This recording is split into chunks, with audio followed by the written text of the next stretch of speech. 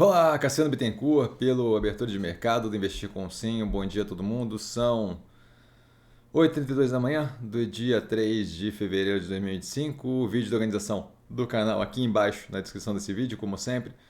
Para entender como o canal funciona, link para a lojinha do canal também. Lembrando, o portfólio e todas as operações feitas abertas no canal. Tá? Eu começo com um disclaimer.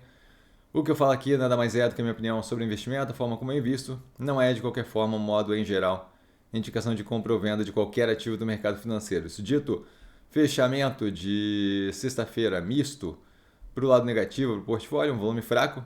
Tá? A gente teve aí durante o final de semana o vídeo do aquecimento do quarto trimestre de 2024, mostrando o que eu vejo como direcionamento, né, qual é a expectativa com relação aos resultados do portfólio que virão a partir dessa semana. A gente começa com o log divulgando o resultado nessa semana. Tá? Então a gente deve ter. Aí eu dou justamente uma ideia do que eu espero, sem querer adivinhar resultado nem nada, mas uma ideia do que eu espero do resultado dos ativos. E a gente teve uma live no domingo, no dia seguinte, justamente para tirar algumas outras dúvidas, onde deu para aprofundar algumas outras questões que ficaram ali para os seguidores do canal e que eu pude justamente abordar. Tá? A gente tem o PMI começando a ser divulgado, o Purchase Manager Index, começando com o industrial da zona do euro, divulgado pela S&P, que teve uma evolução, tá, de 45,1 para 46,6, lembrando abaixo de 50 contracionista, acima de 50 expansionista, então ainda em contração, ainda com redução da velocidade da economia ali, da parte industrial da economia europeia. Isso daí em janeiro, tá? A Exetec recebendo 47% da consultora Lindbergh por uma capitalização de 130 milhões de reais. Isso daí não envolve injeção de caixa, uma vez que é só a integralização de participação de algumas joint ventures das operações ali que já participavam de operações em parceria. Tá? Isso daí passa a ser ali, alguma integralização nesse valor passa a ser da Lindbergh, que justamente passa a ter ali o controle dividido da operação com a Exetec. Trump impondo tarifas sobre o Canadá e México em 25% no sábado, 10% sobre a China a partir de terça-feira. Esse movimento deve custar para ele. Tá? A gente vai ver aí efeitos disso. A gente já tem uma ideia aí de alguns efeitos disso já afetando ali a tomada de decisão com relação a investimentos. Isso daí não é algo que eu veja como um direcionamento muito positivo, não faz propriamente muito sentido. É como se fosse um tiro no próprio pé, mas a gente vai ver justamente o desenvolvimento disso à medida que vão passando os dias. Para a gente, aqui no Brasil, não vejo grande efeito. Tá? A gente tem ali basicamente encarecimento do comércio internacional ali por parte dos Estados Unidos. A gente deve ter reajustes no sistema global de comércio exterior.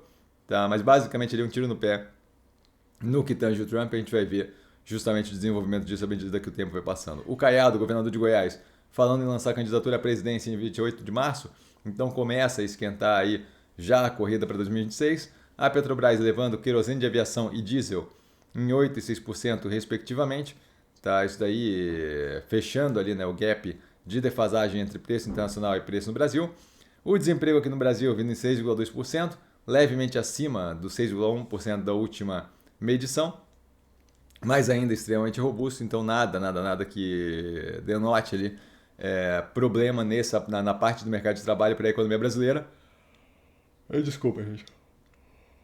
A Latam começa a chorar e reclamar ali sobre uma possível fusão da Azul e da Gol. Nada que preocupe, nada que tenha influência, provavelmente. O governo está em prol da possível fusão. As duas operações têm conversado e a gente que está comprado em Azul tem um posicionamento ali estrategicamente mais positivo do que quem está comprado em Gol, dado justamente o momento que é vivido pela Azul, que é bem mais positivo do que a Gol, que passa por uma recuperação judicial. A Alupar comprando uma operação de transmissão avaliada em 175,4 milhões de reais. Tá? Isso daí não é o desencaixe que vai ser feito, uma vez que a operação de transmissão tem uma dívida líquida de 94,9 milhões que deve ser descontada ali no valor da compra. Tá? Isso daí é uma operação na Bahia. A Alupar expandindo através de compra de novas operações. Hugo Mota e Davi Alcolumbre, para fechar aqui, eleitos presidente da Câmara e Senado respectivamente. Algo que a gente já tinha como basicamente dado, Tá? O Hugo Mota, a gente começou a ver esse movimento de consolidação em volta dele lá atrás, a gente inclusive teve aqui no canal podcast ele falando da vida dele, explicando melhor quem ele é, justamente para entender o ator político que agora assume a presidência da Câmara. Tá? Ativos que eu estou observando mais de perto, com base no fechamento de sexta-feira: Grupo Casas Bahia, Alpargatas, Açaí, Minerva, Banco Pan, Guararapes, Lojas Renner, MRV, Neogrid, Ocean Pact, Pets, XP, Edux e Zemp. E dúvida? Dúvida eu tô sempre no Instagram, @investircomsim, só ir lá falar comigo.